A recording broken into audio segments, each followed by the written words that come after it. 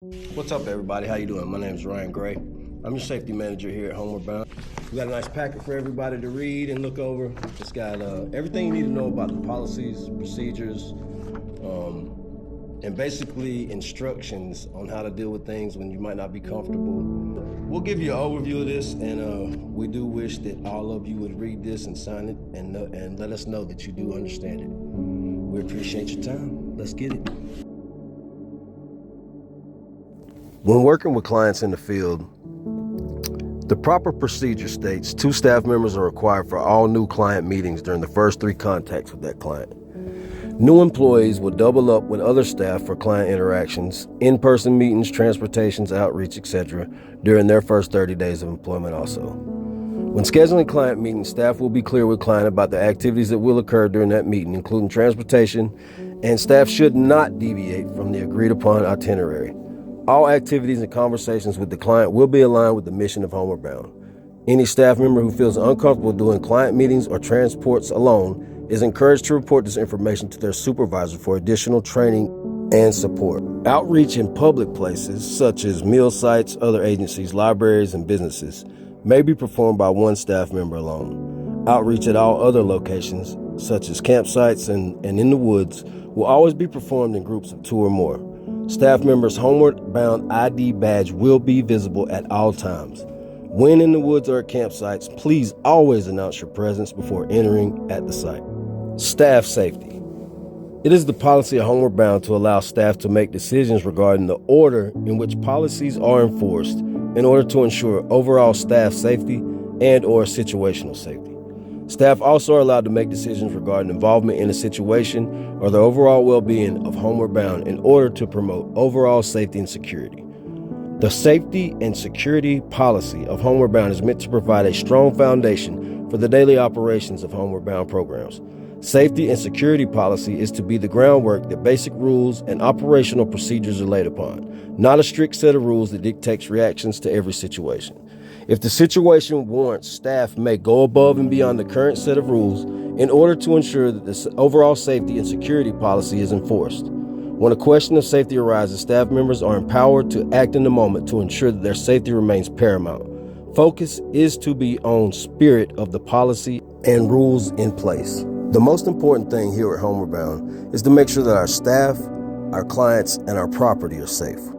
Any concerns for the safety of a coworker, a client, or any location at a Homeward Bound property will be immediately sent to the staff member's direct supervisor. Local law enforcement can be notified and report filed in all incidents on a staff member by a client involving physical assault, battery, verbal threats to staff, threatening actions towards staff, inappropriate touching, sexual advances, sexual remarks, or anything similar. Any employee who observes such as an activity is also required to immediately report the matter to their supervisor. After being notified of an incident, the supervisor will notify the security director. The employee will also submit a written Homeward Bound incident report within 24 hours. Local law enforcement should be notified of all crimes against the Homeward Bound employee, and an incident report will be filed with the responding agency. It is the policy of Homeward Bound to take all safety concerns seriously and to adequately assess and respond to these concerns. Supervisors will give priority to the review and assessment of these concerns. No employee will be punished or discriminated against for raising concerns with potential safety, security concerns at Homeward Bound. Technology has never been my strong point, so please look at the papers that you're given, and it will tell you exactly about the emergency SOS app and the procedures and policies that we have in order for that. Also, please look over the group text section, and it will give you the policy statement and the procedure, such as text the group when they leave the office, and the text should include the exact location of their destination and initials of clients, full street address, unit number, and name of town if other than Asheville. Safety while transporting clients. It is the policy of Homeward Bound to transport clients only for activities related to the Homeward Bound mission and to do so in the safest possible manner.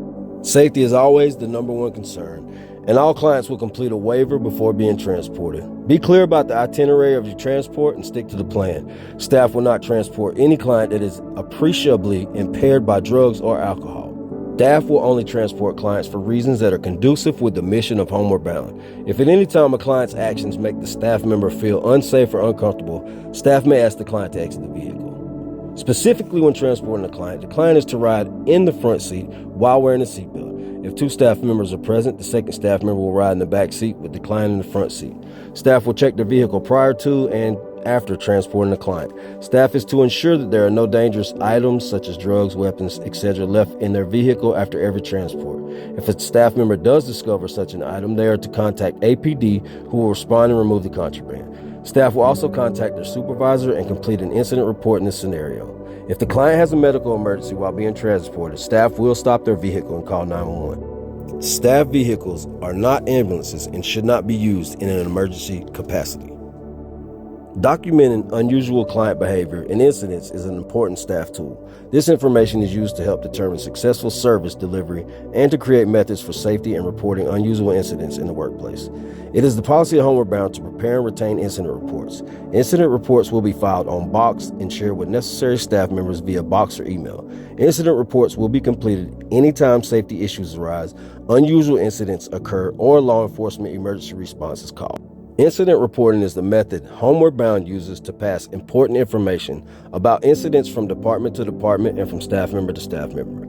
Incident reports serve as the institutional memory that allows Homeward Bound to best serve our clients and to do so in the safest manner possible. Incident reports are intended to pass along information to any staff member who seeks to improve the way they work. An incident report will be completed in the following situations. Anytime a staff member observes client behavior or is involved in an interaction with a client where the actions overstep the boundaries of the traditional staff-client relationship. Anytime a staff member observes behavior or is made aware of behavior which may be important for the safety of staff in planning how to engage the client. Anytime a staff member is the victim of a crime committed by a client or committed while at work in an official Homeward Bound capacity. This includes but is not limited to physical assault, battery, verbal threats to staff, threatening action towards staff, inappropriate touch and sexual advances, sexual remarks, or anything similar. Anytime law enforcement or emergency response is called, or anytime adult protective services is called as well. Please read over the rest of the section on incident reports to know exactly how to fill one out and to write one. It is the policy of Homeward Bound that staff members will not become involved in any incidents of violence between clients or potential sources of violence, threats, or inappropriate behavior against staff. If at any time during an interaction with a client, the client engages in physical assault, battery, threatening action, inappropriate touch, and sexual advances, remarks, etc., staff will immediately terminate the interaction. No matter where you are or what situation you're in, basically, what we expect for you to do is get space away from the client at that time and to get to a safe place and notify your supervisor immediately. And also, if you have to notify law enforcement, please do that. In the event that 2 clients do become violent or physical, we are strictly hands off. We will not put our hands on our clients, and we will call APD if it's necessary. Please read over the paper about handling needles and syringes. It is very important that you know this, that you know the policy, that you know our intentions and our expectations, because that is a very important thing that we all should know. In the event of an active shooter, survival mode will kick in. Your first thing will be to run, to find shelter, to find a place, a safe place, and your last resort, of course, is to fight for your life. So now that we were able to go over a few bullet points that we feel like are the most important things, please take a look over this. Like we said, sign it. That way it lets us know that you do understand all the policies and procedures that we have in place. And if you ever have any questions, please reach out to your direct supervisor. If they don't know, or if you're not comfortable talking to them about it and you'd like to speak with me, I'm always available at Compass Point Village, Monday through Friday, 7 a.m. to 3 p.m. Don't hesitate to stop by. Appreciate y'all.